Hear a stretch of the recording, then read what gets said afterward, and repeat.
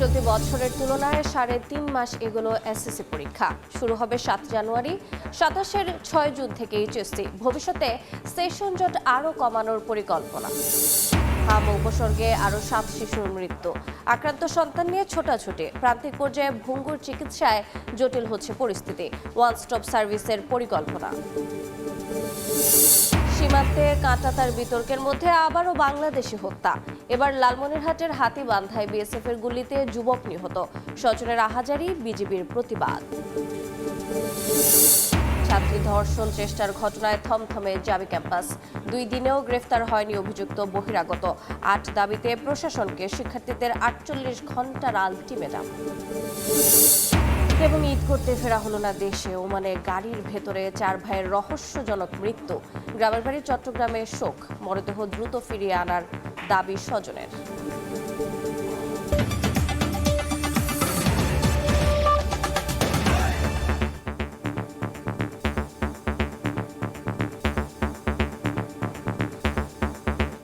জনপদের সময়ের সঙ্গে আছি আমি রোজা চৌধুরী।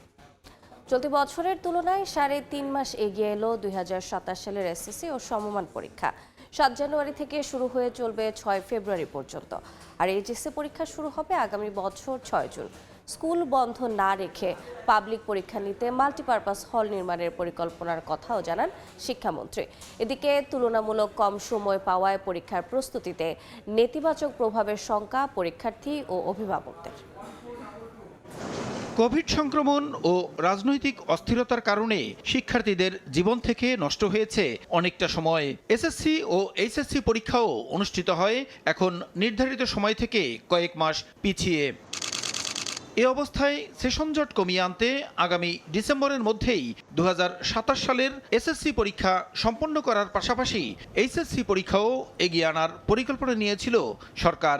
কিন্তু সংশ্লিষ্টদের সঙ্গে আলোচনার মাধ্যমে সে অবস্থান থেকে সরে এসেছে শিক্ষা মন্ত্রণালয়। বৃহস্পতিবার বিকেলে সচিবালয়ে শিক্ষামন্ত্রী জানান, আগামী এসএসসি পরীক্ষা শুরু হবে 7 জানুয়ারি থেকে এবং আগামী এইচএসসি পরীক্ষা শুরু হবে 27-এর 6 জুন। তবে ভবিষ্যতে সব পাবলিক পরীক্ষা এগিয়ে আনার কথাও জানান মন্ত্রী। এসএসসি শুরু করব জানুয়ারি 7 তারিখ 2027, শেষ হবে 6 ফেব্রুয়ারি 2027।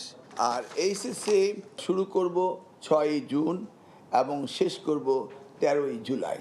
দেশে শিক্ষা ব্যবস্থার দৃশ্যমান পরিবর্তন আনতে সময় লাগবে মন্তব্য করে এক প্রশ্নের জবাবে মন্ত্রী বলেন, মানসম্মত শিক্ষার জন্য শিক্ষকদের প্রশিক্ষণ দেয়া সহ নানা উদ্যোগ নিচ্ছে সরকার।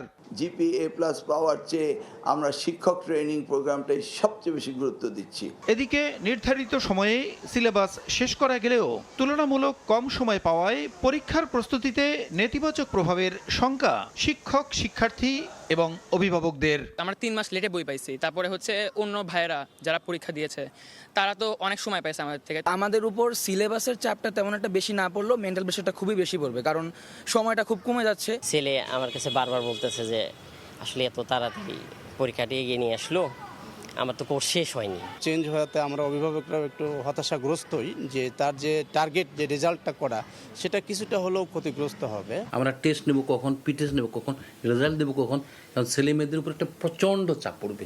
পাবলিক পরীক্ষার জন্য শিক্ষা প্রতিষ্ঠান যাতে বন্ধ করতে না হয় সেজন্য উপজেলা পর্যায়ে একটি করে মাল্টিপারপাস পরীক্ষার হল নির্মাণের পরিকল্পনাও করছে সরকার।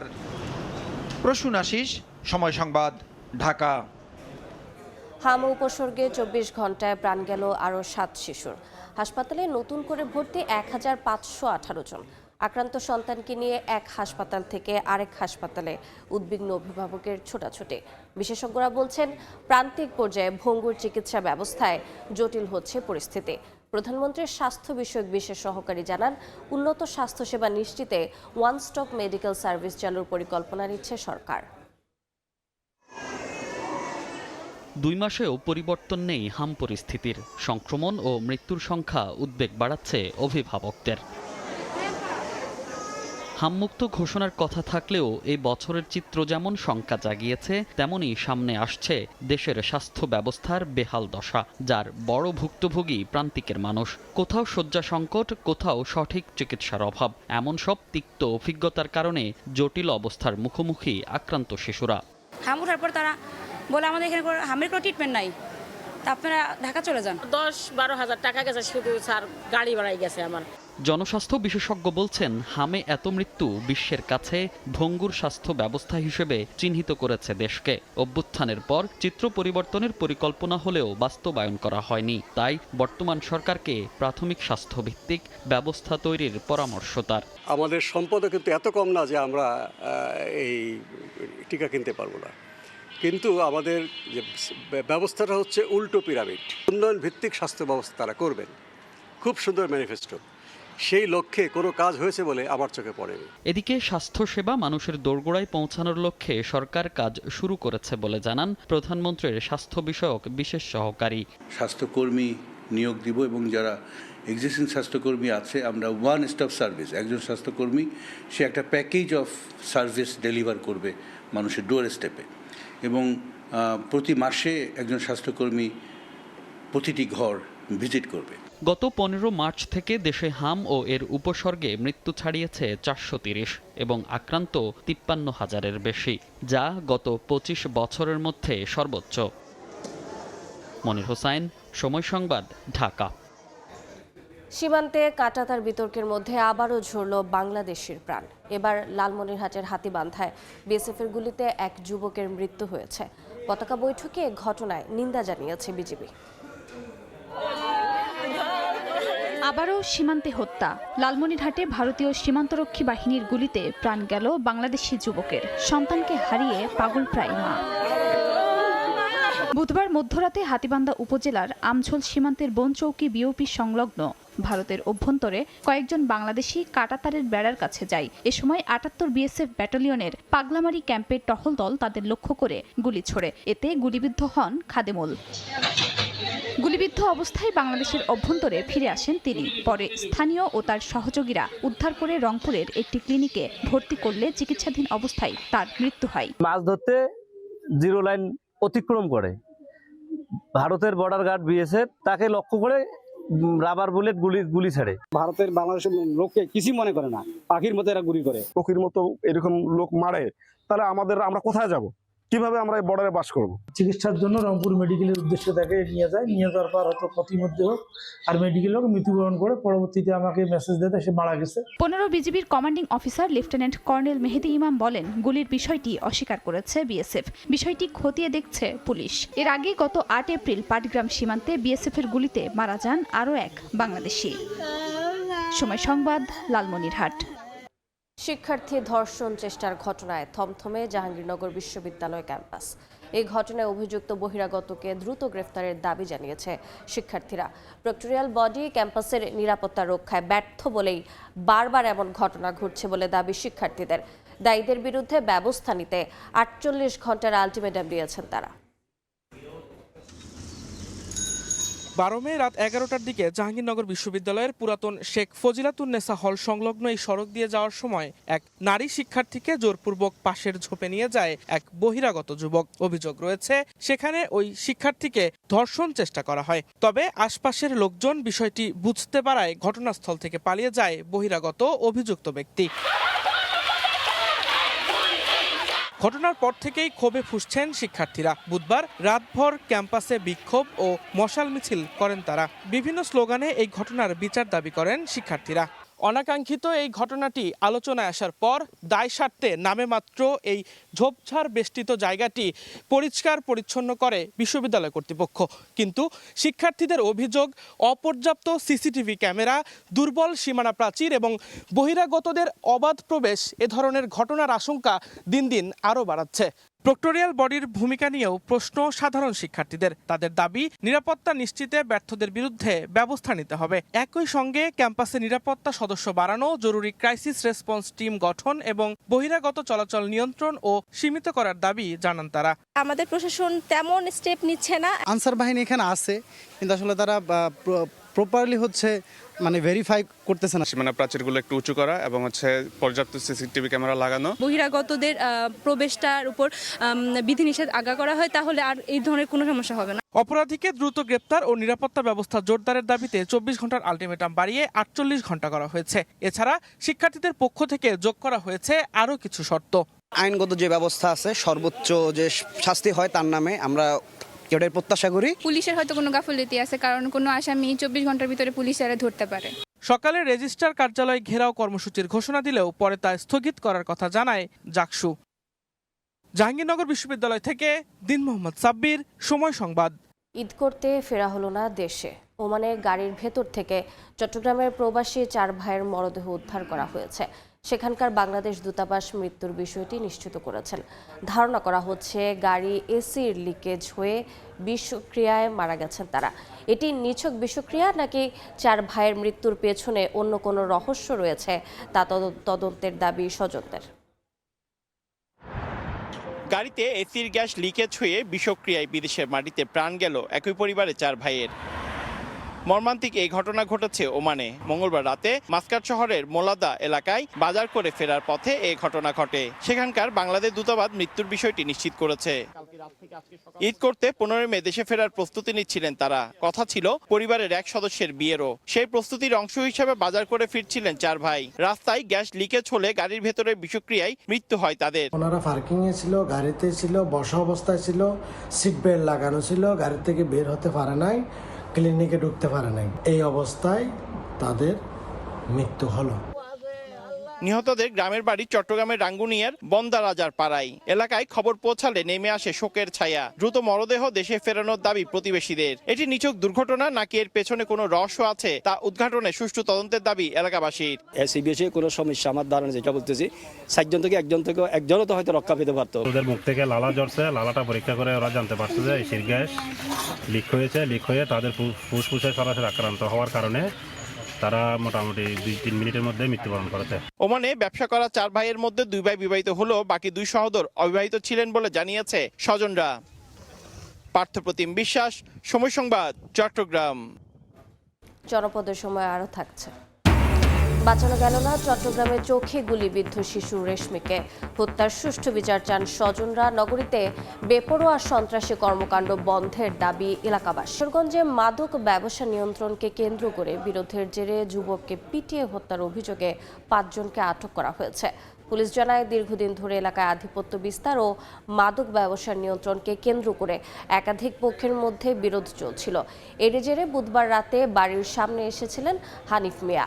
এ সময় মাদক ব্যবসায়ী জাকির হোসেন সহ কয়েকজনের সঙ্গে তার কথা কাটাকাটি হয়। এক পর্যায়ে জোরপূর্বক তুলে মারধর করলে হানিফের মৃত্যু হয়। পরে অভিযুক্তরা মরদেহ বাড়ির সামনে রেখে পালিয়ে যায়। খবর পেয়ে পুলিশ ঘটনাস্থল থেকে মরদেহ উদ্ধার করে।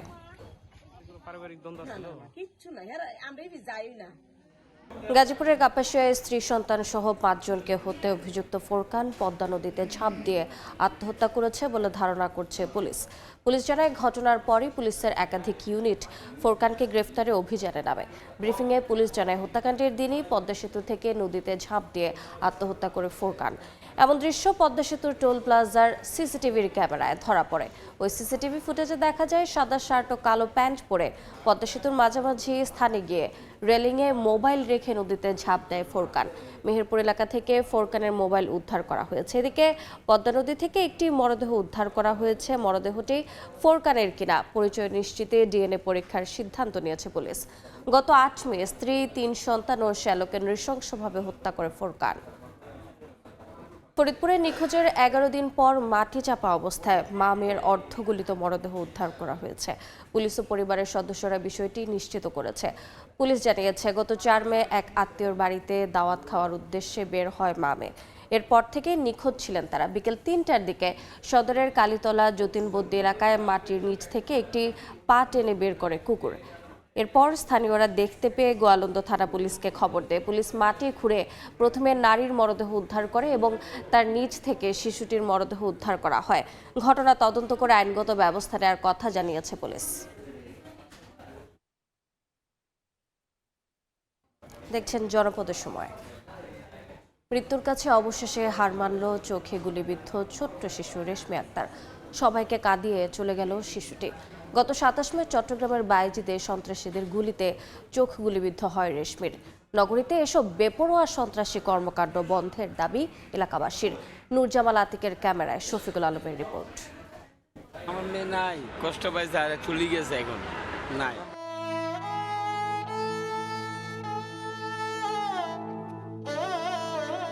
চট্টগ্রাম মেডিকেল কলেজ হাসপাতালের আইসিইউর বাইরে মেয়ের শোকে কাতর শারীরিক প্রতিবন্ধী বাবা, কাঁদছেন স্বজনরাও।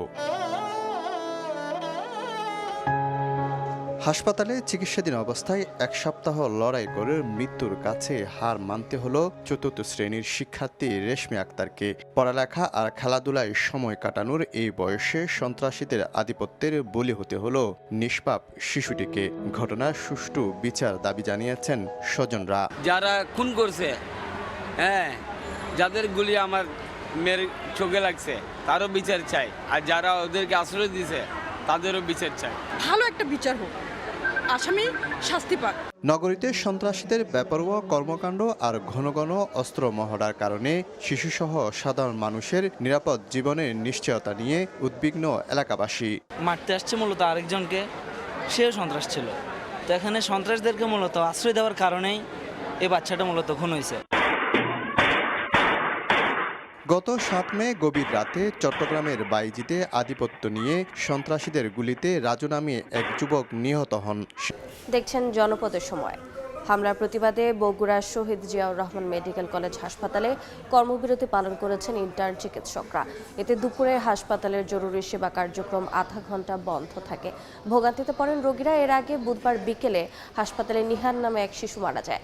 মৃত্যুকে কেন্দ্র করে শিশুর স্বজনদের সঙ্গে দায়িত্বরত ইন্টার্ন চিকিৎসকদের মধ্যে উত্তেজনা সৃষ্টি হয়।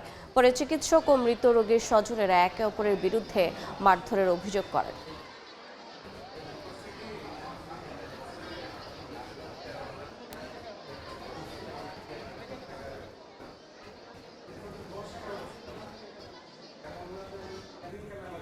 জনপদের সময়ের শীর্ষ সংবাদগুলো জানিয়ে দিচ্ছে আরেকবার। চলতি বছরের তুলনায় 3.5 মাস এগোলো এসএসসি পরীক্ষা। শুরু হবে 7 জানুয়ারি, 27-এর 6 জুন থেকে এইচএসসি।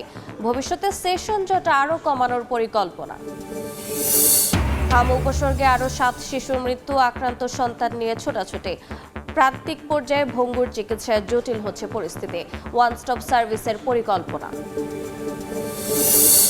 এবং সীমান্তে কাঁটাতার বিতর্কের মধ্যে আবারও বাংলাদেশি হত্যা। এবার লালমনিরহাটের হাতীবান্ধায় বিএসএফের গুলিতে যুবক নিহত, স্বজনের আহাজারি, বিজিবির প্রতিবাদ।